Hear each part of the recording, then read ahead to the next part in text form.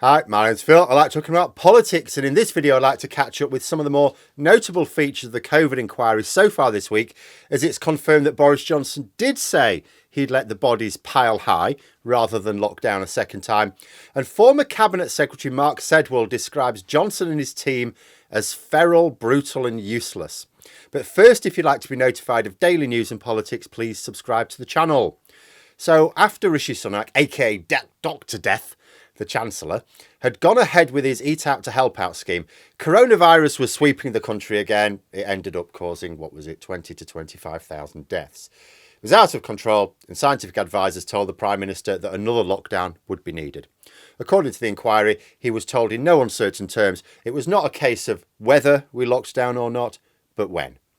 If sooner, we could lock down for less time, risk fewer lives. If later, the lockdown would be more severe and more lives would be at risk. It was at this point that Johnson was reported to have said that he would rather see the bodies pile high than lock down a second time. A clear indication that Johnson was not only trying to prioritise what he felt was best for the economy over the health of the nation, but more than that, he would not be fazed at all to see a very high death toll indeed. Except, of course, Boris Johnson denied having said it. Mr. Speaker, it was reported this week, including in the Daily Mail, the BBC and ITV, backed up by numerous sources, that at the end of October, the Prime Minister said he would rather have, and I quote, bodies pile high than implement another lockdown. Can the Prime Minister tell the House categorically, yes or no, did he make those remarks or remarks to that effect? Prime Minister. No, Mr. Speaker. Well, somebody here isn't telling the truth. The House will have heard the Prime Minister's answer, and I remind him the Ministerial Code says, and I quote, ministers who knowingly mislead Parliament will be expected to offer their resignation. I'll leave it there for now. Turning to another issue, there'll be further on this, believe you me. As it happened, there didn't need to be further on this because Boris Johnson was trapped in related but different lies later on. But Starmer's behaviour suggested that he was magnificently confident that Johnson had said those words. Certainly a number of senior journalists were very confident of their sources. They also believed that the evidence was there to come to light later. Well, now it has. Former Chief of Staff Eddie Lister told the COVID inquiry this week that Johnson had said those words. He further said that Boris Johnson wanted to be injected with COVID live on television, presumably before using a hairdryer to cure himself afterwards. You get the feeling that the longer this module of the inquiry goes on, the more deranged Boris Johnson is going to appear. I think it's fair to say, I don't think I've ever really had a positive view of the man, but even I didn't expect him to turn out to be quite this spectacularly stupid. But what is important to note is that people have been willing to say to an inquiry in front of a judge that Johnson did say he would let the bodies pile high. This adds some extra spice to next month when Johnson gives evidence. I imagine they will make him give his evidence under oath. They've done that for other witnesses. Of course you would do it for Boris Johnson. He will surely be asked about this. What will he say? If he says he can't remember what was said at his meetings, of sorry dear chap, it was like 2 years ago, 3 years ago it'll be in fact. Well, then he'll be reminded that he very vigorously denied the claim in the House of Commons very shortly after he was supposed to have said it.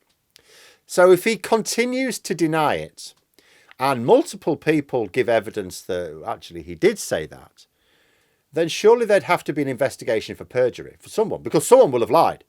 It would undermine the entire inquiry if we end up with it, because if Boris Johnson denies having said it, there will be a situation where it is absolutely certain that at least one witness has lied under oath to the inquiry. So you can't just do nothing about that. Or will Johnson try to claim that actually he did say it, but it was taken out of context? That he was just expressing his deep desire to avoid a lockdown with insensitive language that he never intended to make public and for which he apologises now. Yes, he'd have to admit that he lied in Parliament, thus invalidating his defence at the Privileges Committee, but he's paid the price for that. I think next month is going to produce some very interesting exchanges between Johnson and the various lawyers. And it's all coming out. Like, even before that happens, Simon Case, the Cabinet Secretary, told his predecessor, Mark Sedwell, that he had never seen people less equipped to run a country. Mark Sedwell himself said in various messages that the team Johnson had assembled, which included Dominic Cummings and Lee Kane, the Director of Communications, he described them as feral. He said that the administration was brutal and useless. Something he says he doesn't remember saying, to be fair, but he doesn't deny having said it. I also think brutal and useless is a really bad combination. Like, there are far too many people, I'm afraid, are very forgiving of brutal governments, as long as the brutality isn't used against them and as long as they're effective in some way. But brutal and useless, I don't think anyone really supports that.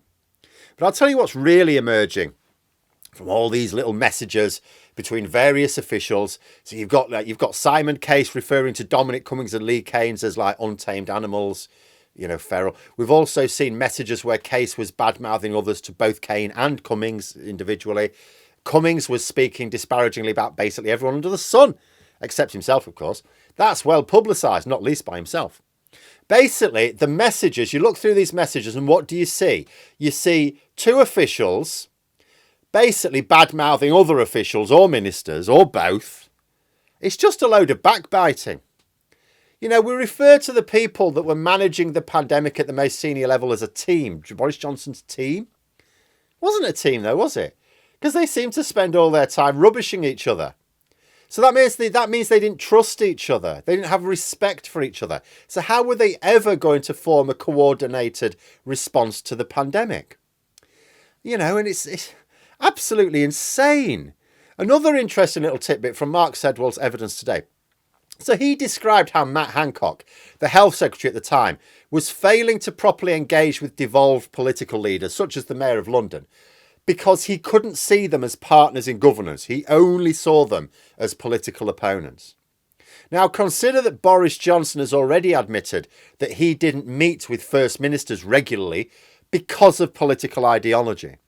It's a time when he was calling for politicians to come together. Every time, Keir Starmer would sort of point at something that didn't seem to be going quite right. Go, stop talking us down. You should be helping out. You should be helping pull the nation together. Tell the public that what we're doing is fantastic. We need to pull together here.